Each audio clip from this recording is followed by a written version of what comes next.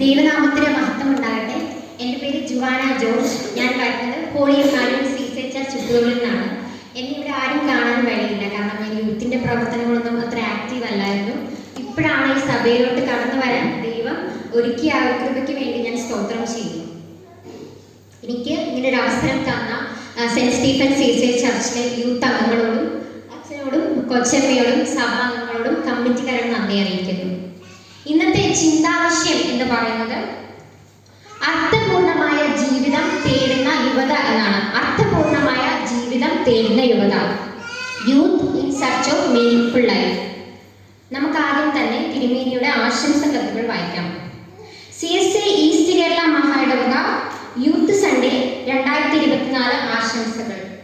കർത്താവിൽ പ്രിയ യുവജനങ്ങളെ, യേശുക്രിസ്തുവിന്റെ നിസ്തുല്യ നാമത്തിൽ സ്നേഹവന്ദനം. യുവജന പ്രസ്ഥാനത്തിലേക്ക് പുതിയ യുവജനങ്ങൾ വരികയും ഏതാനും പേർ സീനിയേഴ്സായി യുവജന പ്രസ്ഥാനത്തിൽ നിന്ന് പോവുകയും ചെയ്തു. ദൈവത്തിന് സ്തോത്രം. സഭയിലും സമൂഹത്തിലും കുടുംബത്തിലും പ്രധാനപ്പെട്ട ഒരു വിഭാഗമാണ് യുവജനങ്ങൾ. കാരണം നാളത്തെ സമൂഹവും സഭയും കുടുംബവും എല്ലാം ഇന്നത്തെ യുവജനങ്ങളുടെ ചിന്തകൾക്ക് അനുസരിച്ചായിരിക്കും മുന്നോട്ട് പോകുന്നത്. മറ്റൊരു തരത്തിൽ പറഞ്ഞാൽ നാളത്തെ സമൂഹത്തിന്റെ നന്മയ്ക്ക് ആധാരം ഇന്നത്തെ യുവജനങ്ങളാകുന്നു. അതുകൊണ്ട് ഇന്നത്തെ യുവജനങ്ങളെ നന്മ നിറഞ്ഞവരാക്കുക എന്നുള്ളത് വളരെ പ്രധാനപ്പെട്ടതാണ്. അർത്ഥപൂർണമായ ജീവിതം എന്നുള്ളതിനെ കുറിച്ച് ചിന്തിക്കുമ്പോൾ നാം ഓർക്കേണ്ട പ്രധാന സംഗതി അതിൽ ഒരു സമാനത ഉണ്ടെന്നുള്ളതാണ്. അതായത് ഇവിടെ ഏതിനോടോ തുല്യമായി തീരുക അഥവാ തുല്യത നേടുക, തേടുക. ഒരു ക്രിസ്തീയ വിശ്വാസിയെ സംബന്ധിച്ചിടത്തോളം അവന്റെ ജീവിതം അർത്ഥപൂർണമാകുന്നത് ക്രിസ്തു അവന്റെ ജീവിതത്തിൽ ലക്ഷ്യമായി വരുമ്പോഴാകുന്നു. ചുരുക്കത്തിൽ സൃഷ്ടാവിലേക്ക് തിരിയുമ്പോഴാണ് സൃഷ്ടിയുടെ അർത്ഥം പൂർണ്ണമാകുന്നത്. മനുഷ്യൻ ദൈവത്തിലേക്ക് തിരിയുമ്പോൾ മനുഷ്യന്റെ ജീവിതം അർത്ഥപൂർണമാകുന്നു.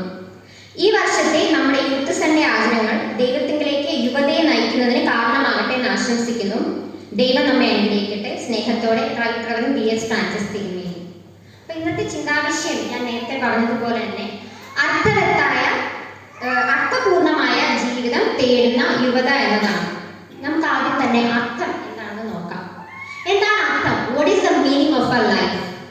അർത്ഥത്തെ പറ്റി സംസാരിക്കുമ്പോൾ നമ്മുടെയൊക്കെ ജീവിതത്തിന് അർത്ഥം ഉണ്ടാകുന്നത് ഒരു വില അല്ലെങ്കിൽ വാല്യൂ നമ്മുടെ ജീവിതത്തിൽ ഉണ്ടാകുമ്പോഴാണ്.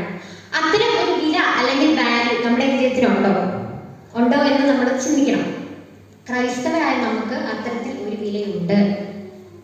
ഫിലിപ്പിയർക്ക് ഏഷ്യാവ് 43:1 ഇപ്രകാരം പറയുന്നു: ഇപ്പോഴോ യാക്കോബേ, നിന്നെ സൃഷ്ടിച്ചവനും ഇസ്രായേലേ, നിന്നെ നിർമ്മിച്ചവനുമായ യഹോവ ഇപ്രകാരം അരുളി ചെയ്യുന്നു: ഭയപ്പെടേണ്ട, ഞാൻ നിന്നെ വീണ്ടെടുത്തിരിക്കുന്നു, ഞാൻ നിന്നെ പേർ ചൊല്ലി വിളിച്ചിരിക്കുന്നു, നീ എനിക്കുള്ളവൻ തന്നെ. ഇതിന് വലിയൊരു അർത്ഥം ഉണ്ടെങ്കിൽ ജീവിതത്തിൽ ഉണ്ടാകാനുണ്ടോ? ഞാൻ നിന്നെ പേർ ചൊല്ലി വിളിച്ചിരിക്കുന്നു.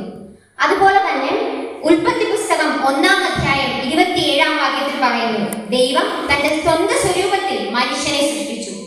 Only human gets this opportunity. മനുഷ്യർക്ക് മാത്രം ലഭിച്ച ഒരു കൃപയാണിത്.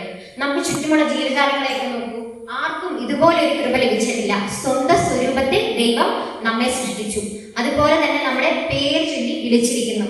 അപ്പൊ ഇത്രയൊക്കെ ഓപ്പർച്യൂണിറ്റീസ് നമുക്ക് നമ്മുടെ മനുഷ്യരായതുകൊണ്ട് മാത്രം ദൈവം നമുക്ക് തന്നതാണ്. സ്വന്തം സ്വരൂപത്തിൽ നമ്മെ നിർമ്മിച്ചു. ഇപ്പോഴത്തെ ഒരു തലമുറ, ഞാൻ ഉൾപ്പെടുന്ന എല്ലാ തലമുറയും ചിന്തിക്കുന്ന ഒരു കാര്യമുണ്ട്: എന്തിനാണ് എനിക്ക് ഇങ്ങനെ ഒരു ജീവിതം, ഇത്രയൊക്കെ ജീവിച്ചിട്ട് കാര്യമുണ്ടോ എന്ന് ചിന്തിക്കുമ്പോൾ നമ്മൾ ഈ വചനങ്ങളൊക്കെ ഒന്ന് എടുത്ത് നോക്കണം. കാരണം നമ്മുടെ ജീവിതത്തേക്ക് അർത്ഥമാക്കുന്നത് ഇത്തരം വചനങ്ങളാണ്. നമ്മുടെ ജീവിതത്തിനെ അർത്ഥമാക്കുന്ന മറ്റൊരു കാര്യമാണ് ലക്ഷ്യം എന്ന് പറയുന്നത്. ലക്ഷ്യം എന്ന് പറയുന്നത്, ഞാൻ എൻ്റെ ജീവിതത്തിലെ തന്നെ ഒരു ഇൻസിഡന്റ് എടുത്ത് പറയാൻ ആഗ്രഹിക്കുന്നു. ഞാൻ കോളേജിലൊക്കെ പഠിച്ച സമയത്ത് എനിക്ക് ഭയങ്കര ആഗ്രഹം ക്ലാസ് ടോപ്പർ ആവണമെന്ന്. അങ്ങനെ ഞാൻ ആദ്യത്തെ സെമ്മായി പഠിക്കാൻ തുടങ്ങി. അത്യാവശ്യമൊക്കെ നന്നായിട്ട് പഠിക്കാൻ തുടങ്ങി. സെമിസ്റ്റർ റിസൾട്ട് വന്നു. 3-ാം റാങ്കിൽ എൻ്റെ പേരുണ്ട്. 3-ാം റാങ്കിൽ ഞാൻ ആ ഫസ്റ്റ് റാങ്ക് പ്രതീക്ഷിച്ചിരിക്കുന്ന സമയത്ത് ക്ലാസ് ടീച്ചർ വന്നിട്ട് ഇങ്ങനെ പേര് വായിച്ചപ്പോൾ 3-ാം റാങ്ക് ജുവാന മോൾവി ജോർജ്. ഞാൻ ആകെ തകർന്നൊരവസ്ഥയായി. എല്ലാവരും വന്ന് കൺഗ്രാജുലേഷൻസ് പറയുമ്പോൾ എൻ്റെ മനസ്സിൽ അവരൊക്കെ എന്നോട് പറയുന്നതായിട്ട് തോന്നുന്നത്, സാരമില്ല പോട്ടെ, തോറ്റൊന്നും ഇല്ലല്ലോ എന്നായിരുന്നു എൻ്റെ മനസ്സിൽ. പക്ഷെ എൻ്റെ മനസ്സിൽ എനിക്കുള്ളത് ഞാൻ തോറ്റുപോയി എന്ന് തന്നെയായിരുന്നു. ഭയങ്കര ഒരു വാശിയേറിയ ഒരു സമയമായിരുന്നു. എൻ്റെ മനസ്സിൽ ഭയങ്കര വൈരാഗ്യമായിരുന്നു ആ സമയത്ത്. ഞാൻ ഏറ്റവും കൂടുതൽ വൈരാഗ്യ ബുദ്ധിയിൽ സംസാരിച്ച ഒരാൾ അന്നത്തെ ക്ലാസ് ടോപ്പർ ആയിരുന്നു. എൻ്റെ ക്ലാസ്സിലെ ഫസ്റ്റ് റാങ്കുള്ള ഒരു കുട്ടിയായിരുന്നു. അവനോട് എനിക്ക് ഭയങ്കര വൈരാഗ്യമായിരുന്നു. എൻ്റെ മനസ്സിൽ ഫുള്ള് അവനെ എങ്ങനെയും തോൽപ്പിക്കണം എന്നുള്ളൊരു ചിന്തയായിരുന്നു. അവനെവിടെ ലൈബ്രറി പോയാൽ ഞാനും ആ പുറകെ പോകും. അവൻ ഏത് ബുക്കാണോ വായിക്കുന്നത് അങ്ങനെ സെക്കൻഡ് സെമിസ്റ്റർ ആയി. അതുപോലെ ഞാൻ വീണ്ടും 3-ാം റാങ്ക്. ഒരിക്കൽ ഞാൻ ആ കുട്ടിയോട് ചോദിച്ചു, പിന്നെ ഞങ്ങൾ സുഹൃത്തുക്കളായ സമയത്ത്, അപ്പോഴും എൻ്റെ മനസ്സിൽ വൈരാഗ്യമാണ്, അവൻ എങ്ങനെയും തോൽപ്പിക്കണം, എൻ്റെ പ്രാർത്ഥനകൾ എങ്ങനെയായിരുന്നു, അവൻ തോറ്റുപോണേ എന്ന് തന്നെയായിരുന്നു എൻ്റെ പ്രാർത്ഥനകൾ. ഞാൻ അത്ര പ്രാർത്ഥിച്ചു, രാവും പകലൊക്കെ ഇരുന്ന് പഠിച്ചു. അപ്പോഴും ഞാൻ 3rd റാങ്കിൽ തന്നെ കിടക്കുകയാണ്. ഒരു ദിവസം ഞാൻ അവൻ്റെ അടുത്ത് ചോദിച്ചു, എടാ നീ പരീക്ഷയ്ക്ക് കയറുന്നതിന് മുന്നേ എന്താണ് പ്രാർത്ഥിക്കുന്നതെന്ന് ചോദിച്ചു. അവൻ ബെന്തക്കോസ് ബാക്ക്ഗ്രൗണ്ടിൽ നിന്ന് വരുന്നൊരു കുട്ടിയാണ്. അപ്പം അവൻ എന്നോട് പറഞ്ഞു, ഇതുവരെ എന്നെ നടത്തിയ ദൈവം ഇനിയും നടത്തുന്നുണ്ട്. ഞാൻ ആലോചിച്ചു, എൻ്റെയൊക്കെ പ്രാർത്ഥന എന്ന് പറഞ്ഞാൽ അവനെ തോൽപ്പിക്കണം എന്നായിരുന്നു. പക്ഷെ അവൻ്റെ പ്രാർത്ഥന അല്ലെങ്കിൽ അവൻ്റെ ലക്ഷ്യം എന്താണ്? ക്രിസ്തുവിനെ തിരിച്ചറിയുക എന്നതായിരുന്നു. പക്ഷെ എൻ്റെ ലക്ഷ്യം നേരെ തിരിച്ചായിരുന്നു, അവനെ എങ്ങനെയും തോൽപ്പിക്കാം. പിന്നീടുള്ള സെമിസ്റ്ററിലൊക്കെ അവൻ തന്നെയാണ് ക്ലാസ് ടോപ്പർ ആയിരുന്നു. ഞാൻ വീണ്ടും 3-ാം റാങ്കിൽ തന്നെയായിരുന്നു. പക്ഷെ എനിക്ക് ഭയങ്കര സന്തോഷം ഉണ്ടായിരുന്നു, കാരണം അവൻ്റെ ലക്ഷ്യം ക്രിസ്തു ആയതുകൊണ്ട് അവൻ്റെ ജീവിതത്തിൽ ഒരു ഉയർച്ച ഉണ്ടായി. അപ്പം നമ്മുടെയൊക്കെ ലക്ഷ്യം എന്തായിരിക്കണം? ക്രിസ്തു ആയിരിക്കണം. നമുക്ക് യുവതകൾക്ക് പലപ്പോഴും ഉണ്ടാകുന്ന ഒരു പ്രശ്നം എന്ന് വെച്ചിട്ടുണ്ടെങ്കിൽ, നമ്മൾ ക്രിസ്തുവിനെ അറിയാതെ പോകുന്ന ഒരു തലമുറ. നമ്മൾ എപ്പോഴും നമ്മളെ കുറ്റപ്പെടുത്തും. പക്ഷെ അങ്ങനെ തന്നെയാണ് ശരിക്കും. നമ്മൾ ഈ ഒരു ലൗകികമായ ജീവിതത്തിൽ ഒരുപാട് അടിമകളായി തീരുന്നുണ്ട്. ഫോൺ ഉപയോഗിക്കുക, അതുപോലെ തന്നെ ലഹരി അടിമയ്ക്കാവുക, അതുപോലെ ഒരുപാട് അടിമത്തം നമ്മുടെ ജീവിതത്തിലുണ്ട്. അതുപോലെ തന്നെ 20 മുതൽ 30 വയസ്സ് വരെയുള്ള ഒരു ജീവിതം എന്ന് പറയുന്നത് നമ്മുടെ ജീവിതത്തിലെ major decisions, milestone of our life എന്നാണ് പറയുന്നത്. കുടുംബം, വിവാഹം, വിദ്യാഭ്യാസം, ജോലി തുടങ്ങിയ ഒരുപാട് കാര്യങ്ങൾ നമ്മൾ എടുക്കുന്ന സമയം എന്നാണ് 20 മുതൽ 30 വയസ്സ് വരെയുള്ള സമയത്താണ് നമ്മൾ നമ്മുടെ ജീവിതത്തിലെ മേജർ ഡിസിഷൻസ് എടുക്കേണ്ട സമയം. ആ സമയത്താണ് നമുക്ക് ഏറ്റവും കൂടുതൽ മെന്റൽ ഹെൽത്ത് ഇഷ്യൂസ് ഉണ്ടാകുന്നത്. പഠന റിപ്പോർട്ട് പറയുന്നത് യുവതകൾ ആത്മഹത്യ ചെയ്യുന്നതിന് മെയിൻ റീസൺ എന്ന് പറയുന്നത് മെന്റൽ ഹെൽത്ത്, ഇതുപോലത്തെ മാനസിക രോഗങ്ങളാണ്. അതായത് സമൂഹത്തിൽ നിന്നുള്ള കുറ്റപ്പാടുകൾ. ഇപ്പോഴത്തെ യുവതിയുവാക്കൾ കേൾക്കുന്ന ഒരു ചോദ്യമാണ് സമൂഹത്തിൽ, ജോലിയൊന്നും ആയില്ലേ മോനെ, ജോലിയൊന്നും ആയില്ലേ മോളെ, കല്യാണമൊന്നും ആയില്ലേ മോളെ, കല്യാണമൊന്നും ആയില്ലേ മോനെ, അല്ലെങ്കിൽ കല്യാണം കഴിഞ്ഞാൽ കുട്ടികളൊന്നും ആയില്ലേ, എന്തെങ്കിലും പ്രശ്നമുണ്ടോ? ഞാൻ സ്ഥിരം കേൾക്കുന്ന ഒരു ചോദ്യമാണ്. പഠിത്തമൊക്കെ കഴിഞ്ഞാൽ ജോലിയൊന്നും ആയില്ലേന്ന് ഞാൻ സ്ഥിരം കേൾക്കുന്ന ഒരു ചോദ്യമാണ്. പക്ഷെ ആദ്യമൊക്കെ എനിക്കും സങ്കടം ഉണ്ടായിരുന്നു. പക്ഷെ ഞാൻ പാട്ടുകാരൻ ഇപ്രകാരമാണ് പറയുന്നത്, പരീക്ഷ എൻ്റെ ദൈവം അനുവദിച്ചാൽ പരിഹാരം എനിക്കാൻ കരുതിയിട്ടുണ്ട്. ഇതൊക്കെ ഈ സമൂഹത്തിൽ നിന്ന് അവർക്കൊരു ചിലപ്പോൾ ഒരു എന്താ പറയുക, ഒരു നമ്മളോടൊക്കെയുള്ള ഒരു സൗഹൃദത്തിന് പുറത്ത് ചോദിക്കുന്നതായിരിക്കും, ചിലപ്പോൾ ഒരു കുശല അന്വേഷണമായിരിക്കും. പക്ഷെ നമ്മളത് വളരെ കാര്യമായിട്ട് തന്നെ എടുക്കും. നമ്മളെ മാനസികമായി അത് തളർത്തും. പലരും പറയും നേഴ്സിങ്ങിന് പോയാൽ പോരാത്തില്ല, MBBS പോയാൽ, അങ്ങനെ പല ഓപ്പർച്യൂണിറ്റീസ് ആളുകളൊക്കെ പറയാൻ തുടങ്ങും. അപ്പോൾ നമ്മളെന്തെങ്കിലും കുറച്ചും കൂടെ സങ്കടപ്പെടും. പക്ഷെ നമ്മളൊക്കെ ഇത് ഈ ഒരു കാര്യം ഓർക്കുക, പരീക്ഷണങ്ങളുടെ ഒരു കാലഘട്ടമായിരിക്കും നമ്മുടെ യുവത്തിൽ നമ്മൾ അനുഭവിക്കുന്നത്. ഭയങ്കര ഒരു പരീക്ഷണങ്ങളുടെ കാലഘട്ടമായിരിക്കും. കാരണം നമ്മുടെ ജീവിതത്തിലെ പല ലക്ഷ്യങ്ങളും ഇമ്പോർട്ടൻ്റ് ആയിട്ടുള്ള തീരുമാനങ്ങളും എടുക്കുന്നത് ഈ ഒരു സമയത്തായിരിക്കും. അതുകൊണ്ടാണ് ബൈബിളിൽ പറഞ്ഞിരിക്കുന്നത്, യൗവനത്തിൽ നിന്റെ സൃഷ്ടാവിനെ ഓർത്തുകൊള്ളുക എന്ന് പറയുന്നത്. ആ ഒരു വചനം നമ്മളെയൊക്കെ ഒരുപാട് നയിക്കും. കാരണം നമ്മുടെ ആ ഒരു വചനം തന്നെ വായിക്കുമ്പോൾ അറിയാം, നമുക്ക് ആ ഒരു സമയത്തുണ്ടാകുന്ന ആ സങ്കടവും നമ്മുടെ ഫ്രസ്ട്രേഷൻസും ഒക്കെ നീക്കാൻ പറ്റുന്ന ഒരു വചനമാണത്, യൗവനത്തിൽ നിന്റെ സൃഷ്ടാവിനെ ഓർത്തുകൊള്ളുക എന്നുള്ളത്. ചില സമയത്ത് ചില ആളുകൾ ഒരു PSC ഒക്കെ എഴുതി അല്ലെങ്കിൽ ഒരു ഇന്റർവ്യൂ ഒക്കെ പോയിട്ട് അറ്റൻഡ് ചെയ്തിട്ട് തിരിച്ചു വരുമ്പോൾ അവർക്ക് കിട്ടി എന്നുള്ള ഒരു വിശ്വാസമായിരിക്കും വരുന്നത്. പക്ഷെ അത് കഴിഞ്ഞ് റാങ്ക് ലിസ്റ്റ് ഇടുമ്പോഴത്തേക്ക് അവിടെ പേര് എളുപ്പം കാണൂല. അപ്പൊ നമ്മൾ എന്ത് ചെയ്യും? ദൈവത്തെ കുറ്റപ്പെടുത്തും, സങ്കടപ്പെടും, വീണ്ടും സമൂഹത്തിന് മുന്നിൽ നമ്മൾ ഒറ്റപ്പെടും, ചോദ്യങ്ങളൊക്കെ നേരിടേണ്ടി വരും. പക്ഷെ ദൈവം നമുക്ക് വേണ്ടി കരുതി വെച്ചിരിക്കുന്നത് വലിയൊരു കാര്യമായിരിക്കും. ചിലപ്പോൾ നമ്മൾ ആ ഇന്റർവ്യൂ ഒക്കെ അറ്റൻഡ് ചെയ്യുന്ന ആ ഒരു പരീക്ഷയെക്കാളും ഒക്കെ വലുതായിരിക്കും ദൈവം നമുക്ക് വേണ്ടി കരുതി വെച്ചിരിക്കുന്നത്. മറ്റൊരു തരത്തിൽ പറഞ്ഞാൽ മാനസികമായും ശാരീരികമായും ഭൗതികമായും നമ്മൾ വളരുമ്പോൾ ദൈവം നമുക്ക് വേണ്ട ലക്ഷ്യങ്ങൾ ദൈവത്തിലൂടെ തരികയാണ് ചെയ്യുന്നത്. ഞാൻ ഇവിടെ ഒരു കഥ പറയാൻ ആഗ്രഹിക്കുകയാണ്. പലരും കേട്ട ഒരു കഥയായിരിക്കും, പക്ഷെ ഞാൻ ഒന്നുകൂടെ ആ കഥ കേട്ടില്ലാത്തവർക്ക് വേണ്ടി ഒന്നുകൂടെ ഞാൻ ആ കഥ പറയാം. 3 മരങ്ങളുടെ കഥയാണത്. ഈ മരങ്ങൾ കുറേ വർഷങ്ങൾക്ക് മുന്നേ ജീവിച്ചിരുന്ന മരങ്ങളാണ്. ഒരു കുന്നിന്റെ മുകളിലാണ് ഈ 3 മരങ്ങളും ജീവിച്ചിരുന്നത്. ഈ 3 മരങ്ങളും ചെറിയ മരങ്ങളായിരുന്നു. ഈ 3 മരങ്ങൾക്കും ഒരുപാട് ലക്ഷ്യങ്ങളൊക്കെ ഉണ്ടായിരുന്നു. ഒരു രാത്രിയിൽ ഈ 3 മരങ്ങളും എന്ത് ചെയ്തു? ആകാശത്തെ നോക്കി നിന്നു. നക്ഷത്രങ്ങളൊക്കെ നോക്കി നിൽക്കുന്ന സമയത്ത് ഈ 3 മരങ്ങളും അങ്ങോട്ടും ഇങ്ങോട്ടും തങ്ങളുടെ ആഗ്രഹങ്ങൾ പറഞ്ഞു. ആദ്യത്തെ മരം പറഞ്ഞു, നക്ഷത്രങ്ങളെയൊക്കെ നോക്കി പറഞ്ഞു, എനിക്ക് ഈ ലോകത്തിലുള്ള എല്ലാ നിധികളും സംരക്ഷിച്ച് വെക്കാൻ പറ്റുന്ന ഒരു പെട്ടിയായി തീരണം എന്ന് പറഞ്ഞു. അപ്പം ആ മരം വിചാരിച്ചു, ഈ ലോകത്തുള്ള എല്ലാ നിധികളും സ്വർണ്ണങ്ങളും ഒക്കെ എന്നിലൂടെ ഉണ്ടാകുന്ന എന്നെ വെട്ടി കഴിയുമ്പോൾ ഉള്ള ആ ഒരു പെട്ടിയിലൂടെ ആ പെട്ടിയിൽ സൂക്ഷിക്കാൻ പറ്റുമല്ലോ എന്നൊക്കെ വിചാരിച്ച് ഒരുപാട് സന്തോഷിച്ചു. രണ്ടാമത്തെ മരമായിക്കോട്ടെ, ഈ ലോകമെമ്പാടും അറിയപ്പെടുന്ന വലിയൊരു കപ്പലായി തീരണം, രാജാക്കന്മാർ ഇതിലൂടെ ട്രാവൽ ചെയ്യണം അല്ലെങ്കിൽ സഞ്ചരിക്കണം എന്നൊക്കെ ആലോചിച്ചു. മൂന്നാമത്തെ മരമായിക്കോട്ടെ, ഈ ഒരു കുന്നിന്റെ താഴെ നോക്കുമ്പോൾ വലിയൊരു ടൗൺ ഉണ്ടായിരുന്നു. ആ ടൗണിലെ യുവതി യുവാക്കളൊക്കെ അല്ലെങ്കിൽ കുറച്ച് പ്രായമുള്ളവരൊക്കെ ജോലി ചെയ്ത് കഴിഞ്ഞ് തിരിച്ചു വരുമ്പോൾ എൻ്റെ പാരമ്പര്യം ഈ ലോകം മുഴുവൻ അറിയണം, എന്നിലൂടെ ഉണ്ടാകുന്ന വൃക്ഷങ്ങൾ ഈ ലോകമെമ്പാടും വളരണം, അതുപോലെ തന്നെ എൻ്റെ പാരമ്പര്യം ഈ ലോകമെമ്പാടും അറിയണമെന്ന് ഈ മൂന്നാമത്തെ മരം ആഗ്രഹിച്ചു. അങ്ങനെ വർഷങ്ങൾ കടന്നുപോയി. ഒരുപാട് പ്രതിസന്ധികളിലൂടെ ഈ 3 മരങ്ങളും വളർന്നു വന്നു. അപ്പം ഇവരെ വെട്ടാൻ വേണ്ടി മരം വെട്ടുകാരൻ വന്നു. വളരെ സന്തോഷമായി, ഞാനെൻ്റെ ലക്ഷ്യത്തിലോട്ട് എത്തുകയാണല്ലോ എന്ന് വിചാരിച്ച് 3 മരങ്ങളും സന്തോഷിച്ചു. പക്ഷേ ഈ 1ാമത്തെ മരത്തെ ഈ ഒരു മരം വെട്ടുകാരൻ കൊണ്ടേ കൊടുത്തത് ഒരു ആശാരിയുടെ കയ്യിലാണ്. അപ്പോഴും മരത്തിന് മനസ്സിലായി, ഞാനൊരു പെട്ടിയായി തീരുകയാണ്, എനിക്ക് സന്തോഷമായി, ഞാൻ നിധി എടുത്ത ഒരു പെട്ടിയായി തീരുകയാണല്ലോ എന്ന് വിചാരിച്ച് സന്തോഷിച്ചു. പക്ഷെ ആശാരി ഉണ്ടാക്കിയത് ഒരു സ്റ്റാൻഡാണ്. പുല്ലൊക്കെ വെക്കാനും ഈ കന്നുകാലികൾക്കൊക്കെ ഫുഡൊക്കെ കൊടുക്കുന്ന ചെറിയൊരു സ്റ്റാൻഡിൽ ഒരു ചെറിയൊരു പെട്ടിയായിത്തീർന്നു. ഭയങ്കര അധികം സങ്കടമായിപ്പോയി. ഞാൻ എന്താണ് ഈ ആയിത്തീർന്നിരിക്കുന്നത്? വൈക്കോലും കന്നുകാലികൾക്കൊക്കെ ഫുഡൊക്കെ കൊടുക്കുന്ന ഒരു ഫീഡർ ചെറിയൊരു ബോക്സായി മാറിയല്ലോ. ഞാൻ എന്താണ് ആഗ്രഹിച്ചത്? ഒരുപാട് നിധികളൊക്കെ എന്നിലൂടെ ഉണ്ടാകുന്ന പെട്ടിയിലുണ്ടാവണം എന്നാണ് ആഗ്രഹിച്ചത്. പക്ഷെ ആയിത്തീർന്നത് എന്താണെന്ന് വിചാരിച്ച് ഭയങ്കര അധികം സങ്കടപ്പെട്ടു. 2ാമത്തെ മരം ആയിക്കോട്ടെ ഒരു കപ്പൽ, വലിയൊരു കപ്പൽ, രാജാക്കന്മാരൊക്കെ സഞ്ചരിക്കുന്ന വലിയൊരു കപ്പലാവാനാണ് ആഗ്രഹിച്ചത്. പക്ഷെ ആയിത്തീർന്നത് ചെറിയൊരു ബോട്ടാണ്. ഒരു മീൻപിടുത്തക്കാരൻ കൊണ്ടുപോയി ചെറിയൊരു ബോട്ടാക്കി. അവരതിനെ മീൻ പിടിക്കാനൊക്കെ കൊണ്ടുപോയി. അപ്പം മീനൊക്കെ വീഴുമ്പോഴത്തേക്കും ഭയങ്കര സങ്കടമാണ്. എവിടെ രാജാക്കന്മാരെന്നൊക്കെ വിചാരിച്ച് ഈ മരം ഭയങ്കര സങ്കടപ്പെട്ടു. 3ാമത്തെ മരം ആയിക്കോട്ടെ ഇവിടെ എന്താ നടക്കുന്നതെന്ന് പോലും അറിയാതെ കഷണങ്ങളായി ഒരു സൈഡിൽ കൂട്ടിയിട്ടിരിക്കുകയാണ്. എല്ലാവരും കളിയാക്കും, ഇതിന്റെ പാരമ്പര്യമാക്കി ലോകം മുഴുവൻ അറിയാനല്ലേ നീ തീരുമാനിച്ചത്, പക്ഷെ എന്തായി തീർന്നു എന്ന് വിചാരിച്ചു. അങ്ങനെ വർഷങ്ങൾ കടന്നുപോയി. ഇവരുടെ ലക്ഷ്യങ്ങളൊന്നും ഇവരെത്താത്തതുകൊണ്ട് ഇവരുടെ മനസ്സിലെ സങ്കടവും ഒക്കെ നിറഞ്ഞ സമയത്ത് അവര് ഒരിക്കലും ഈ ആദ്യത്തെ പെട്ടി ഒരു സ്റ്റാൻഡായാണല്ലോ തീർന്നത്. രാത്രിയിൽ ഒരു സ്ത്രീ ഒരു കുഞ്ഞിനെ പ്രസവിച്ചു. ആ സ്റ്റാൻഡിൽ കൊണ്ടുപോയി ഇട്ടു, അതായത് പെട്ടിക്ക് മുകളിലിട്ടു. ഈ മരം നോക്കുമ്പോഴത്തേക്കും 7 സൂര്യനും ചന്ദ്രനും ഒന്നിച്ച് നിന്നാൽ പോലും ശോഭ വരില്ല. ഈ കുഞ്ഞിന്റെ അത്ര ശോഭ അവർക്ക് വരില്ല. അത്തരത്തിലൊരു കുഞ്ഞ്, വിദ്വാൻമാർ കുഞ്ഞിനെ കാണാൻ വരും. അപ്പോഴാണ് ഈ മരം മനസ്സിലാക്കിയത് തനിക്ക് കിട്ടിയ സുഹൃത്തെ ഓർത്ത് അത് യേശുക്രിസ്തു ആയിരുന്നു മരം തിരിച്ചറിഞ്ഞു. ആ കുഞ്ഞ്, ആ ചെറിയ കുഞ്ഞ് യേശുക്രിസ്തു ആയിരുന്നു തിരിച്ചറിഞ്ഞു. അപ്പൊ തനിക്ക് കിട്ടിയ ആ ഒരു സൗഭാഗ്യത്തെ ഓർത്ത് മരം ഭയങ്കര അധികം സന്തോഷിച്ചു. കാരണം മരം എന്താണ് ആഗ്രഹിച്ചത്? നിധികളെ ഒന്ന് നിധികളൊക്കെ കൂട്ടിയിടണം എന്നായിരുന്നു. പക്ഷെ ഈ ലോകത്തിലൊക്കെ ഏറ്റവും വലിയ നിധി, ഈ ലോകത്തിലെ എത്ര നിധിയും സ്വർണവും എടുത്താലും അതിനോടൊന്നും ഈ കുഞ്ഞിനോടൊന്നും ആവില്ല എന്ന് ആ മരം മനസ്സിലാക്കി വളരെയധികം സന്തോഷിച്ചു. ദൈവത്തോട് ആ സമയത്തൊക്കെ മുന്നേയൊക്കെ ഭയങ്കരമായിട്ട് കുറ്റം പറയായിരുന്നു, എനിക്ക് എൻ്റെ ലക്ഷ്യസ്ഥാനത്തൊന്നും എത്താൻ പറ്റിയില്ലല്ലോ എന്ന് ഓർത്ത് സങ്കടപ്പെട്ട ആ മരം പിന്നീട് ദൈവത്തോട് പ്രാർത്ഥിച്ചു, എനിക്ക് തന്ന ഈ വലിയ സൗഭാഗ്യത്തിനായി നന്ദി പറയണമെന്ന് പറഞ്ഞു.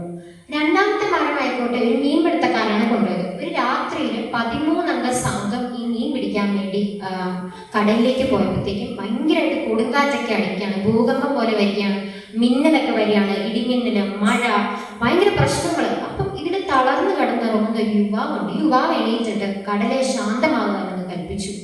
അപ്പൊ ഈ മരം വിചാരിച്ച് യുവാവ് എന്തേ പറയുന്നേ, ഉടനെ ഇവര് പറഞ്ഞ ശാന്തമാകുകയാണെന്ന് വിചാരിച്ചു.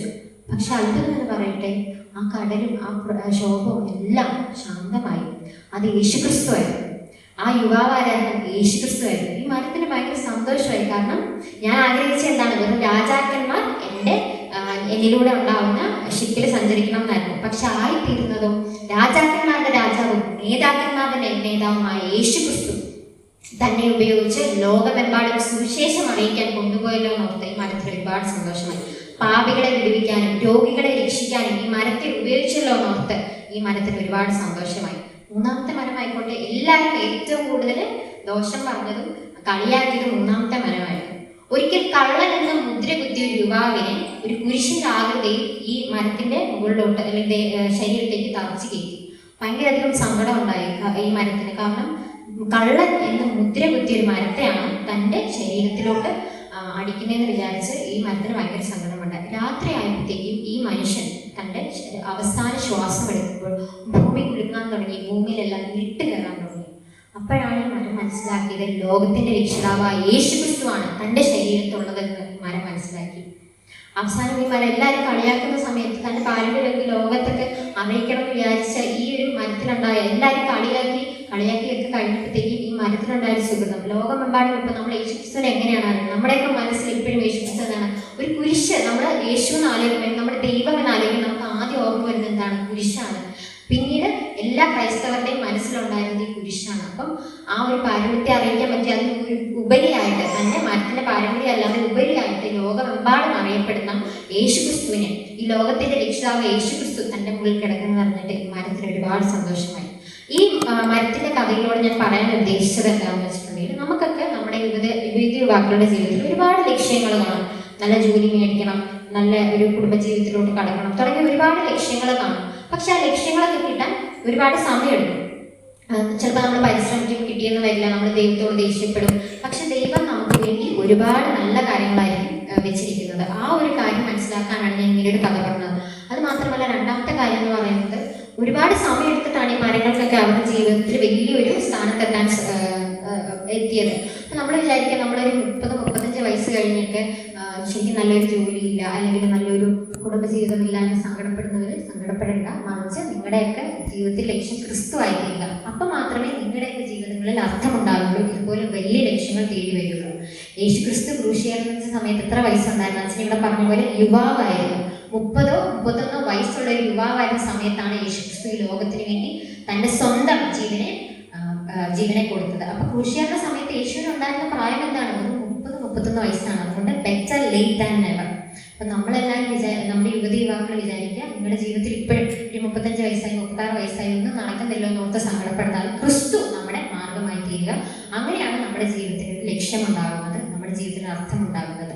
ഇത്തരത്തിൽ നമ്മുടെ ലക്ഷ്യങ്ങളിൽ മാറ്റുന്ന ഒരു കാര്യമാണ് പാപം എന്ന് പറയുന്നത്.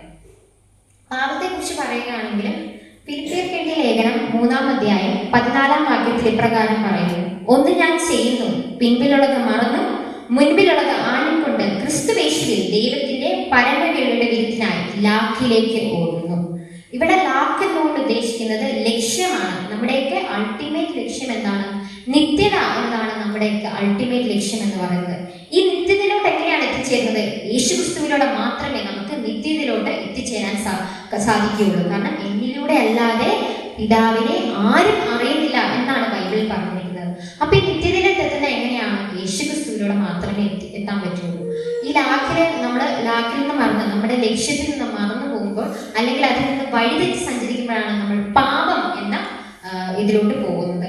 ഏറ്റവും കൂടുതൽ പാപം ചെയ്യുന്നത് എങ്ങനെയാണ്? 10 കൽപ്പനകളെ ലംഘിക്കുമ്പോഴാണ് നമ്മൾ ചെയ്യുന്ന ഏറ്റവും വലിയ പാപം. അതിന് ഉദാഹരണമായിട്ട് 2 കാര്യങ്ങൾ ഞാനിവിടെ പറയാം. ഒന്നാമത്തെ കാര്യമാണ്, നമുക്ക് 5-ാമത്തെ കൽപ്പന, അതായത് നിന്റെ അപ്പനെയും അമ്മയും ബഹുമാനിക്കുക എന്ന കൽപ്പന എടുത്ത് നമുക്ക് കുറച്ചൊന്ന് സംസാരിക്കാം. ഇത് ആസ്പദമാക്കി ഞാൻ എൻ്റെ തന്നെ ജീവിതത്തിൽ കുറച്ച് ഒരു കഥ പറയാം. ഞാൻ കോളേജിൽ പഠിക്കുന്ന സമയത്ത് എൻ്റെ കൂടെ പഠിക്കുന്ന ഒരു കുട്ടി ഉണ്ടായിരുന്നു, ഒരു പെൺകുട്ടിയും ആൺകുട്ടിയും ഉണ്ടായിരുന്നു. അപ്പോൾ അവർ നമ്മൾ രാവിലെ എന്നും അടി തുടങ്ങും. രാവിലെ അടി തുടങ്ങുമ്പോഴത്തേക്കും ഞങ്ങൾ ക്ലാസ്സിൽ വരുന്ന സമയത്ത്, കോളേജിൽ പഠിക്കുന്ന സമയത്താണ്, കുറച്ച് നാൾ മുന്നെയാണ്. അപ്പോൾ എന്നും അടി തുടങ്ങും. ഈ ഒരു പെൺകുട്ടി ഒരു പ്രമുഖ നടന്റെ ഫാനാണ്. ഇപ്പൊ നമുക്ക് പ്രമുഖ നടൻ എന്നല്ലേ പറയാൻ പറ്റുള്ളൂ. ഹേമകമ്മിറ്റി റിപ്പോർട്ടൊക്കെ ഇറങ്ങിയ പിന്നെ നമുക്ക് ഇവർക്ക് പേര് പറയാൻ പറ്റില്ല, ഒന്നും പേരില്ല. അതുകൊണ്ട് തന്നെ നമുക്ക് പ്രമുഖ നടൻ എന്ന് പറയാം. ഒരു പ്രമുഖ നടന്റെ ഫാനാണ്. ഈ ചെറുക്കൻ വേറൊരു പ്രമുഖ നടന്റെ ഫാനാണ്. രാവിലെ അടി എന്ന് തുടങ്ങും. ഞങ്ങളുടെ ഇക്കയാണ് വലുത്, ഞങ്ങളുടെ ഏട്ടനാണ് വലുത് എന്ന് പറഞ്ഞ ഒരു കൂട്ടര്, വേറൊരു കൂട്ടർ ഞങ്ങളുടെ ഇക്കയാണ് വലുത്, ഇക്കയുടെ സിനിമയൊക്കെ ഇറങ്ങി പോയി കണ്ടില്ല എന്നൊക്കെ ചോദിച്ചു. രണ്ടുപേരും അങ്ങോട്ടും ഇങ്ങോട്ടും അടി.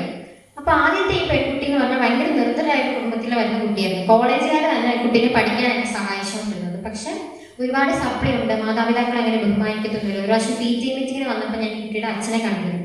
ഭയങ്കര അധികം സങ്കടം ഉണ്ട് ആ മനുഷ്യന്റെ കണ്ണുകളിൽ. കാരണം മകളിങ്ങനെ ആയിപ്പോയല്ലോ, ഈ ഫാൻസ് ക്ലബിന്റെ പ്രസിഡന്റ് ആയിരിക്കുക, ക്ലാസ്സൊക്കെ കട്ട് ചെയ്തിട്ട് ഈ ഫാൻസ് ക്ലബിൽ പോവുക, ഇതൊക്കെയായിരുന്നു ഈ കുട്ടിയുടെ ഒരു ജീവിതത്തിൽ എപ്പോഴും ലക്ഷ്യമാവുന്നത്. ഞങ്ങൾ ഒരു ദിവസം ഞങ്ങൾ കൂടെ ഇരുന്ന സമയത്ത് പലരും ചോദിച്ചു, നിങ്ങളുടെയൊക്കെ ലക്ഷ്യം എന്താണ് എന്ന് ചോദിച്ചു. കുറെ പേര് പറഞ്ഞു, ഞാൻ പഠിച്ചത് സോഷ്യൽ വർക്കാണ്. അപ്പം സോഷ്യൽ വർക്കിന്റെ ഒരു സ്കോപ്പ് എന്ന് പറഞ്ഞാൽ പുറത്തൊക്കെ പോകാനുള്ള ഒരു സ്കോപ്പാണ്. മിക്ക ആൾക്കാരും സോഷ്യൽ വർക്ക് പഠിക്കുന്നത് പുറത്തൊക്കെ പോകാൻ വേണ്ടിയാണ്. അപ്പോൾ പലരും പറഞ്ഞു, ഞങ്ങൾക്ക് UK പോകണം, ഓസ്ട്രേലിയക്ക് പോകണം. അപ്പൊ ഈ കുട്ടിയോട് ചോദിച്ചപ്പോൾ ഈ കുട്ടി പറഞ്ഞു, എനിക്ക് ആ നടനെ ഒന്ന് കാണണം. ആ നടനെ കണ്ടു കഴിയുമ്പോൾ എൻ്റെ ജീവിതത്തിലെ ഏറ്റവും വലിയ ലക്ഷ്യം ഞാൻ സാക്ഷാത്കരിക്കും. അതുപോലെ തന്നെ എൻ്റെ കണ്ണിൽ നിന്നൊക്കെ വെള്ളം നിറഞ്ഞു, ദൈവത്തെയൊക്കെ കാണുന്ന പോലെയാണ് ആ കുട്ടി പറഞ്ഞത്. ഞങ്ങൾക്ക് വിചാരിച്ച് എന്താണ് സംഭവിക്കുന്നത്, ഞങ്ങൾ അങ്ങോട്ടും ഇങ്ങോട്ടും വിചാരിച്ചു. കാരണം ആ കുട്ടി ജീവിതത്തിൽ വളരെ കഷ്ടപ്പെട്ട മാതാപിതാക്കൾ വളർത്തുന്ന കുട്ടിയുടെ ലക്ഷ്യം എന്താണെന്ന് ചോദിച്ചപ്പോൾ ആ കുട്ടി പറഞ്ഞതാണ്, എനിക്ക് ആ വലിയൊരു നടനെ കാണണം. അങ്ങനെ കുറച്ച് നാൾ കഴിഞ്ഞപ്പോഴത്തേക്ക് ഈ ഒരു പ്രമുഖ നടന്റെ ബർത്ത്ഡേ എന്ന് പറഞ്ഞാൽ മെയ് മാസത്തിലാണ്. അപ്പം ക്ലാസ് ഒന്നുമില്ല, വീട്ടിലായിരുന്നു. ഞാൻ ഈ കുട്ടിയുടെ വാട്സാപ്പ് സ്റ്റാറ്റസ് നോക്കിയപ്പം ആ കുട്ടി ഹിന്ദു ബാക്ക്ഗ്രൗണ്ടിൽ നിന്ന് വരുന്ന ഒരു കുട്ടിയാണ്. ഈ ഒരു നടന് വേണ്ടി പൂജകളും വഴിപാടുകളും, ഒരു എന്താ പറയുക, ഒരു ജീവിതത്തിലെ ഒരുപാട് ലക്ഷ്യമൊക്കെ എത്താനും അതുപോലെ തന്നെ ഒരുപാട് ആയുസ്സൊക്കെ കിട്ടാനും ഒക്കെ ഇവർക്ക് എന്തോ വഴിപാടൊക്കെ ഉണ്ട്. ആ വഴിപാടൊക്കെ ഈ കുട്ടി ചെയ്തിരിക്കുകയാണ്. വെറുതെ ഒന്നുമല്ല, 1000-2000 രൂപയൊക്കെ കൊടുത്തിട്ടാണ് ഈ കുട്ടി ആ വഴിപാടൊക്കെ ചെയ്തിരിക്കുന്നത്. ഞാൻ ആലോചിക്കുകയാണ്, മാതാപിതാക്കളെ ബഹുമാനിക്കാതെ ഇത്തരം സിനിമാ നടന്റെയും സ്പോർട്സ് താരങ്ങളുടെ ഒക്കെ പുറകെ പോകുന്നവരുടെ ജീവിതത്തിൽ എന്താണ് ലക്ഷ്യമുള്ളതെന്ന്. അപ്പം വിചാരിക്കും ഒരു ഹിന്ദു ബാക്ക്ഗ്രൗണ്ടിൽ നിന്നുള്ള കുട്ടി ആയതുകൊണ്ടായിരിക്കും ഇത്തരമുണ്ട്. പക്ഷെ നമ്മളുടെയൊക്കെ ചോദിച്ചാൽ നമ്മുടെയൊക്കെ റോൾ മോഡൽ, നമ്മൾ ക്രിസ്തുവിനെ അറിഞ്ഞ നമ്മളുടെയൊക്കെ റോൾ മോഡൽ, ഈ 10 കൽപ്പനയൊക്കെ ചെറുപ്പം മുതലേ പഠിക്കും നമ്മുടെ റോൾ മോഡലാണെന്ന് വെച്ചാൽ നമ്മൾ പറയും എൻ്റെ റോൾ മോഡൽ സ്പോർട്സിലെ ആൾക്കാരാണ്, എൻ്റെ റോൾ മോഡൽ നടന്മാരാണ്, എൻ്റെ റോൾ മോഡൽ നടിമാരാണ്. ഇത്തരം കാര്യങ്ങളൊക്കെ നമ്മൾ പറയുള്ളൂ. വാട്സപ്പ് സ്റ്റാറ്റസ് നോക്കുമ്പോഴത്തേക്കും സ്പോർട്സിലെ ആൾക്കാരായിരിക്കും മെയിൻ ആയിട്ടുള്ളത്. ഒരു വചനം പോലും കാണൂല. നമ്മൾ മനസ്സിലാക്കേണ്ട ഒരു കാര്യമുണ്ട്, ഇതിലൊക്കെ നമ്മൾ നമ്മുടെ അച്ഛനമ്മയെ ബഹുമാനിക്കുന്നില്ല. മാത്രമല്ല, നമ്മുടെ ജീവിതത്തിൽ ലക്ഷ്യമുണ്ടോ, ക്രിസ്തു ആണോ നമ്മുടെ ജീവിതത്തിലേക്ക് ലക്ഷ്യം എന്ന് ആലോചിക്കേണ്ട സമയം അടുത്തിരിക്കുന്നു. അപ്പം നമ്മൾ വിചാരിക്കും ദൈവത്തെയൊക്കെ അറിഞ്ഞാൽ നമുക്കൊക്കെ ഇതുപോലെ നടന്മാരൊന്നും കാണില്ല, സ്പോർട്സുകാരൊന്നും നമ്മുടെയൊക്കെ ഫാനായി കാണില്ല എന്നൊക്കെ. ഞാൻ കുഞ്ഞിലെ സൺഡേ സ്കൂൾ പഠിച്ചത്, ഞാൻ ചെറുപ്പത്തിൽ എൻ്റെ അച്ഛനമ്മയ്ക്ക് മൂന്നാറിലായിരുന്നു ജോലി. അപ്പം ചെറുപ്പത്തിൽ ഞാൻ അവിടെ ഒരു CSI പള്ളിയിലാണ് പൊയ്ക്കൊണ്ടിരുന്നത്. അപ്പോൾ കുഞ്ഞിലെ നമ്മൾ VBS-ഉം അതുപോലെ തന്നെ ഇതുപോലെ പ്രസംഗമൊക്കെ പറയും, സൺഡേ സ്കൂളൊക്കെ പഠിക്കുന്ന ഒരു ചേട്ടനുണ്ടായിരുന്നു. ഞാനൊരു 4ാം ക്ലാസ്സിലൊക്കെ പഠിക്കുമ്പോൾ ഈ ചേട്ടനാണ് ഞങ്ങൾക്ക് VBS-ഉം സൺഡേ സ്കൂളൊക്കെ പറഞ്ഞു തന്നുകൊണ്ടിരുന്നത്. ആ ചേട്ടൻ പഠിപ്പിച്ചൊരു വചനമുണ്ട്, യേശു കണ്ണുനീർ വാർത്തു എന്നൊക്കെ പറഞ്ഞ ചെറിയ ചെറിയ വചനങ്ങളൊക്കെ ഞങ്ങളെ പഠിപ്പിച്ചു തന്നിരുന്ന ചേട്ടൻ. ഞാൻ എൻ്റെ അമ്മയുടെ കൂടെ ഒരു കടയിൽ പോയി, ആനച്ചാൽ എന്ന് പറഞ്ഞ സ്ഥലത്തുള്ള ഒരു കടയിൽ പോയപ്പോഴത്തേക്കും അവിടെ ഫ്ലെക്സ് അടിച്ച് വെച്ചിരിക്കുകയാണ് ഒരു പ്രമുഖ നമ്മുടെ ഫാൻസ് ക്ലബിലെ പ്രസിഡന്റ്. ഈ പ്രസംഗവും പറഞ്ഞ് ഈ ബൈബിളും വായിച്ച് VBS-ഉം എടുത്ത് ഞങ്ങൾക്കൊക്കെ സൺഡേ സ്കൂൾ എടുത്തുകൊണ്ട് ഈ ചേട്ടനാണ് ആ ഫാൻസ് ക്ലബിന്റെ പ്രസിഡന്റ്. അപ്പോൾ ഒന്ന് ആലോചിച്ച് നോക്കുക, നമ്മളൊക്കെ കപടഭക്തിയിലാണോ അതോ യഥാർത്ഥ ദൈവത്തെ അറിയുന്നുണ്ടോ എന്ന്. നമ്മുടെയൊക്കെ ജീവിതത്തിന് മാതൃകയാക്കുന്നത് അല്ലെങ്കിൽ നമ്മുടെയൊക്കെ ജീവിതത്തിൽ റോൾ മോഡൽ എപ്പോഴും ആരായിരുന്നു? ക്രിസ്തു ആയിരുന്നു. ക്രിസ്തു അല്ലാതെ ഇത്രയും ലോകത്തിന് വേണ്ടി സ്വന്തം ജീവൻ, പാപികളായി നമുക്ക് വേണ്ടി സ്വന്തം ജീവൻ കളഞ്ഞ വേറെ ആരെങ്കിലും നിങ്ങൾക്കറിയോ? ഇല്ല. റോൾ മോഡൽ ആക്കിയെടുക്കുന്നത് അപ്പോൾ ആരെയാണ്? ക്രിസ്തുവിനെയാണ്. ക്രിസ്തുവിന്റെ അത്രയും ലളിത ജീവിതം നയിച്ച വേറെ ആരെങ്കിലും നിങ്ങൾക്കറിയോ? ഇല്ല. യേശുവിന് വേണമെങ്കിൽ ദൈവത്തിന്റെ പുത്രനായതുകൊണ്ട് വലിയ മണിമാളകളിലൊക്കെ ജനിക്കായിരുന്നു. പക്ഷെ യേശു എവിടെയാണ് ജനിച്ചത്? പുൽത്തൊഴുത്തിലാണ് ജനിച്ചത്. അതുപോലെ തന്നെ യേശു ആരുടെ കൂടെ ഇരുന്നാണ് ഫുഡൊക്കെ കഴിച്ചുകൊണ്ടിരുന്നത്, ഭക്ഷണമൊക്കെ കഴിച്ചുകൊണ്ടിരുന്നത്? പാപികളുടെ കൂടെയാണ് ഫുഡൊക്കെ കഴിച്ചുകൊണ്ടിരുന്നത്. മീൻപിടുത്തക്കാരുടെ കൂടെ പോയി മീൻ പിടിക്കുമായിരുന്നു. അപ്പൊ അത്രയും ലളിതമായ ജീവിതം, വളരെ തുച്ഛമായ ലളിതമായ ജീവിതമാണ് യേശു ക്രിസ്തു നയിച്ചുകൊണ്ടിരുന്നത്. 30-31 വയസ്സ് വരെ ഇത്തരമൊരു ജീവിതമാണ്. അച്ഛൻ വായിച്ച പോലെ തന്നെ നദനീലിനെ കണ്ട ഒരു ദൈവം, ആ ഒരു ചെറിയ മനുഷ്യനെ, സക്കായെ പോലെ ചെറിയ മനുഷ്യൻ, നദനീലെ പോലെ ഒരു മനുഷ്യനെ കണ്ട ദൈവം വേറെ ആർക്കെങ്കിലും പറ്റുമോ? ഈ പ്രമുഖ നടന്മാർ ഇവരുടെയൊക്കെ പുറകെ യുവതിയുവാക്കൾ പോകുമ്പോൾ അവർക്കൊക്കെ നമ്മളെങ്ങനെ കരുതാൻ പറ്റും? പക്ഷെ അവർക്കൊന്നും പറ്റില്ല. പക്ഷെ യേശു ക്രിസ്തുവിനെ പറ്റും. അങ്ങനെ യേശു ക്രിസ്തുവിനോട് മാത്രമേ നമ്മുടെയൊക്കെ ജീവിതം വിദ്യയിലെത്തുകയും ലക്ഷ്യസ്ഥാനത്തേക്ക് നമുക്ക് യേശുവിനെ ആരാധിക്കുമ്പോൾ മാത്രമേ നമ്മുടെ ജീവിതത്തിനൊക്കെ നല്ല ലക്ഷ്യമുണ്ടാവുകയുള്ളൂ. നമ്മുടെ ജീവിതത്തിന്, നമ്മുടെ യുവതിയുവാക്കളുടെ ജീവിതത്തിന് ഒരുപാട് നന്മകളും ഇതൊക്കെ വരുള്ളൂ, നല്ല കാര്യങ്ങളും ലക്ഷ്യങ്ങളും ഒക്കെ സംഭവിക്കുകയുള്ളൂ. അതുപോലെ തന്നെ യേശുവിനെ മാതൃകയാക്കി എടുത്തൊരു യുവാവിന്റെ കാര്യം ഞാനിവിടെ പറയാം. പരമാനന്ദ ക്രിസ്തീയ ജീവിതം. എല്ലാ യുവതിയുവാക്കളും ഒന്ന് വായിച്ചിരിക്കേണ്ട ബുക്കാണ്. ഞാൻ ഈ ചിന്താവിഷയത്തെ ആസ്പദമാക്കി ഒന്ന് പഠിച്ച സമയത്താണ് ഞാനും ഈ ബുക്ക് ഒന്ന് വായിച്ചത്. പക്ഷെ നല്ലൊരു ബുക്കാണ് പരമാനന്ദ ക്രിസ്തീയ ജീവിതം. നമ്മുടെ കൺവെൻഷനൊക്കെ മേടിക്കാൻ കിട്ടുന്ന ഒരു ബുക്കാണ് പരമാനന്ദ ക്രിസ്തീയ ജീവിതം എന്ന് പറഞ്ഞ ബുക്ക്. ആ ബുക്കിൽ പറയുന്നത് സാധു കൊച്ചുവിന്റെ ഉപദേശത്തെ പറ്റിയാണ്. അദ്ദേഹം തന്റെ യൗവനത്തിൽ ഒരുപാട് സങ്കടങ്ങളും പ്രതിസന്ധികളും അനുഭവിച്ചൊരു മനുഷ്യനാണ്. തന്റെ ജീവിതത്തിൽ സ്വന്തം മകൻ മരിച്ചു കിടക്കുന്ന സമയത്ത്, അതായത് യുവാവായിരുന്ന സമയത്ത്, വളരെ ചെറുപ്പത്തിൽ 13 വയസ്സിലെങ്ങാണ്ട് അദ്ദേഹം കല്യാണം കഴിക്കുകയുണ്ടായി. ശേഷം അദ്ദേഹത്തിന് ഒരു മകനുണ്ടായി. ആ മകൻ സ്വന്തം കയ്യിൽ കിടന്ന് മരിക്കുകയാണ്. നമ്മുടെയൊക്കെ മാതാപിതാക്കൾക്ക് ഏറ്റവും സങ്കടം എന്തായിരിക്കും? മക്കളായി നമ്മൾ മരിച്ചു പോകുമ്പോഴായിരിക്കും. അവരിരിക്കുന്ന സമയത്ത് നമ്മൾ മരിച്ചു പോകുന്ന അവർക്ക് ഭയങ്കര സങ്കടമായിരിക്കും. ഒന്ന് ആലോചിച്ച് നോക്കിക്കേ, അവരെല്ലാവരും ദൈവത്തെ പഴി പറയാം. പക്ഷെ അദ്ദേഹം പാടിയൊരു പാട്ട് ഞാൻ ഇവിടെ പാടാൻ ആഗ്രഹിക്കുകയാണ്. ദുഃഖത്തിൻ്റെ പാനപാത്രം കർത്താവിൻ്റെ കയ്യിൽ തന്നാൽ സന്തോഷത്തോടതു വാങ്ങി ഹല്ലേലൂയ പാടിയിടും ഞാൻ. സന്തോഷത്തോടതു വാങ്ങി ഹല്ലേലൂയ പാടിയിടും ഞാൻ. സ്വന്തം മകൻ മരിച്ചു കിടക്കുമ്പോൾ സാധു കൊച്ചുവിനെ ഉപദേശി പാടിയൊരു പാട്ടാണ്. നമുക്കൊക്കെ പറ്റുമോ അങ്ങനെ ഈ പാട്ട് പാടാൻ? ഇല്ല. അദ്ദേഹം പാടിയൊരു പാട്ടാണ്. വേറൊരു പാട്ടാണ് എന്നെ ഭയങ്കരമായിട്ട് ഇൻസ്പയർ ചെയ്ത പാട്ടാണ് ഉഷകാലം എന്ന ആനന്ദം നമ്മൾ പ്രിയനോട് അടുത്തിടുമ്പോൾ. ഒരുപാട് പാട്ടുകൾ ഇന്നും യേശുവിനെ മാതൃകയാക്കിയ ആ മനുഷ്യൻ ഇന്നും യുവതിയുവാക്കൾ ഇന്നും ഈ ഒരു തലമുറ പോലും അദ്ദേഹത്തെ അറിയുന്നുണ്ട്. കാരണം എന്താ, ഒരുപാട് നല്ല പാട്ടുകൾ സ്വന്തം അനുഭവത്തിലൂടെ തന്നെയാണ് അദ്ദേഹം പാട്ടുകളൊക്കെ എഴുതിയത്. അദ്ദേഹത്തിന്റെ ജീവിതത്തെ പറ്റി പറയുകയാണെങ്കിൽ കൂലിപ്പണി എടുത്താണ് അദ്ദേഹം ജീവിച്ചുകൊണ്ടിരുന്നത്. 30 ദിവസം ഉണ്ടെങ്കിൽ 11 ദിവസം മാത്രമേ അദ്ദേഹം ഭക്ഷണം വരെ കഴിച്ചിട്ടുള്ളൂ. അതും 2 നേരം മാത്രം. ബാക്കി എല്ലാ സമയത്തും തന്റെ നെഞ്ചോട് ചേർത്ത് വെച്ച സത്യവേദ പുസ്തകം, തന്റെ ജീവിതത്തിലെ ഏറ്റവും വലിയ സമ്പത്ത് എന്താണെന്ന് അദ്ദേഹത്തോട് ചോദിച്ചാൽ അദ്ദേഹം പറയുന്നത് ബൈബിളാണ് എൻ്റെ ജീവിതത്തിലെ ഏറ്റവും വലിയ സമ്പാദ്യം എന്ന് അദ്ദേഹം പറയുന്നു. നെഞ്ചോട് ചേർത്ത് വെച്ച ഒരു ബൈബിൾ വെച്ച് അദ്ദേഹം വേറെ സംസ്ഥാനങ്ങളിൽ വരെ പോയി പ്രസംഗം അറിയിച്ചു. ഇന്നത്തെ കാലത്തെ പോലെ ബസ്സും നമുക്ക് ഉള്ള വാഹനങ്ങളൊന്നുമില്ല. അന്ന് ആ കാലഘട്ടത്തിൽ അദ്ദേഹം പോയി സുവിശേഷം അറിയിച്ചു. ലോകമെമ്പാടും വേറെ സംസ്ഥാനങ്ങളിലൊക്കെ പോയി സുവിശേഷം അറിയിക്കാൻ അദ്ദേഹത്തിന് സാധിച്ചു. അദ്ദേഹത്തിന്റെ വേറൊരു കഥയാണ്, കോളറയൊക്കെ ആ സമയത്ത് ഭയങ്കര കൂടുതലായിരുന്നു. ആ കോളറയൊക്കെ ബാധിച്ച സമയത്ത് ആളുകൾക്കൊക്കെ ഈ മരിച്ചു കിടക്കുന്ന ഡെഡ് എടുത്തു പോകാനും അതുപോലെ തന്നെ അവരെയൊക്കെ കുഴിച്ചിടാനും ഒക്കെ ഭയങ്കര പേടിയുള്ള ഒരു സമയമായിരുന്നു. ഇദ്ദേഹം അവിടെ പോയിട്ട് ഈ മരിച്ചവരെയൊക്കെ കുഴിച്ചിടുന്ന സമയത്ത് ഇദ്ദേഹം കണ്ട ഒരു കാഴ്ച ആ ഒരു ബുക്കിൽ പരാമർശിക്കുന്നുണ്ട്. അത് മുല കുടിക്കുന്ന കുഞ്ഞുങ്ങളെ പറ്റിയാണ്. അതായത് ഈ അമ്മ മരിച്ചു കിടക്കുകയാണ്, അമ്മ മരിച്ചു പോയി, കുഞ്ഞുങ്ങൾക്ക് അറിയില്ല. ഇവരവിടെ ചെന്ന് മുല കുടിക്കുകയാണ്, അമ്മയുടെ മാറിൽ നിന്ന് മുലപ്പാൽ കുടിച്ചുകൊണ്ടിരിക്കുകയാണ്. അപ്പോൾ ഒന്ന് ആലോചിച്ച് നമുക്ക് എത്ര മാത്രം വളരെ സങ്കടം, നമ്മളാണെങ്കിൽ ഞാനിക്കാണെങ്കിൽ കടന്നു പോയാലും വളരെ സങ്കടപ്പെടുന്ന ഒരു കാഴ്ചയാണ്. അദ്ദേഹം അവിടെ ചെന്ന് ഈ കുഞ്ഞുങ്ങളെ ഏറ്റെടുത്ത് വളർത്തി അനാഥരായ അവർക്ക് വേണ്ടി ഒരു അനാഥാലയം തന്നെ സ്ഥാപിച്ചു. വളരെ നിർത്തരായ കുടുംബത്തിൽ അദ്ദേഹമായിരുന്നു, കൂലിപ്പണിയാണ് അദ്ദേഹം ചെയ്തുകൊണ്ടിരുന്നത്. പക്ഷേ അദ്ദേഹം ഈ കുഞ്ഞുങ്ങളെ ഏറ്റെടുത്ത് വളർത്തി. അപ്പോൾ ഒന്ന് ആലോചിച്ച് നോക്കുക, ദൈവത്തിന്റെ ജീവിതം മാതൃകയാക്കി എടുത്തൊരു പുരുഷൻ, ഉത്തമമായ ഒരു പുരുഷൻ സാധു കൊച്ചുവിനെ ഉപദേശിച്ചു. തൻ്റെ ജീവിതത്തിലെ ഏറ്റവും വലിയ സമ്പത്ത് യേശുവാണ്, എൻ്റെ ജീവിതത്തിലെ ഏറ്റവും വലിയ സമ്പത്ത് ഈ ബൈബിളാണ് എന്ന് പറഞ്ഞ യേശുവിനെ ഈ തലമുറ വരെ അറിയപ്പെടുന്നു. അപ്പോൾ യുവാവായിരുന്ന തൻ്റെ ജീവിതത്തിൽ അത്രയും സ്ട്രഗിൾ ഉണ്ടായപ്പോഴും അദ്ദേഹം കൈവിടാതെ പിടിച്ചത് യേശുവിനെയും ബൈബിളിനെയുമായിരുന്നു. അവസാനമായിട്ട് ഞാൻ എൻ്റെ വാക്കുകളെ അവസാനിപ്പിക്കണം. അവസാനമായിട്ട് ഞാൻ മദർ തെരേസ പറഞ്ഞ കോട്ട് ഇവിടെ പറയാൻ ആഗ്രഹിക്കുന്നു. Be Jesus to others and see Jesus in others.